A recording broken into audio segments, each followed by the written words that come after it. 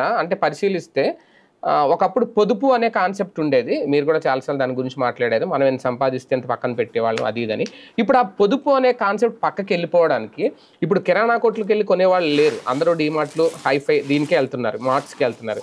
బట్టల షాప్కి వెళ్ళి బట్టలు కొనేవాళ్ళు చాలా తగ్గిపోయారు. లేరని నేను అన్న, మళ్ళీ పేదలు ఇలాంటి వాళ్ళు వెళ్తారు. అందరూ ఈ షాపింగ్ మాల్కి రకరకాల మాల్స్ వచ్చినాయి, సౌత్ ఇండియా అని, అన్లిమిటెడ్ అని, రకరకాల వీటికి.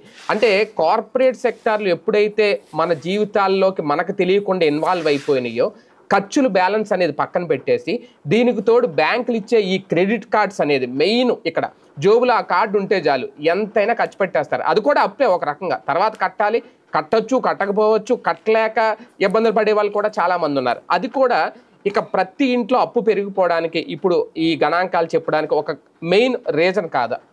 అంటే అప్పు తప్పు అనేది మన పాత పెద్దలు చెప్పేవాళ్ళండి. అప్పు తప్పేంటని ఇప్పుడు మాట్లాడుతున్నారు. అసలు అప్పు లేకపోతే నేరమేమో ఇప్పుడు. ఇంకోటి ఏంటంటే అప్పు ఇచ్చేవాడిని ఇప్పుడు ఎదవం చేస్తున్నారు. అప్పు తీసుకునేటప్పుడేమో urgent urgent urgent please please please అంటారు. అయిపోయాక నన్ను బలవంత పెట్టాడు, మా ఇంటి దగ్గరకు వచ్చి లేడీస్ అన్నాడు, ఇట్లాంటి దిక్కుమాల కేసులు పెట్టి సమస్య ఏంటంటే పబ్లిక్ టెండెన్సీలో వచ్చినటువంటి చేంజ్.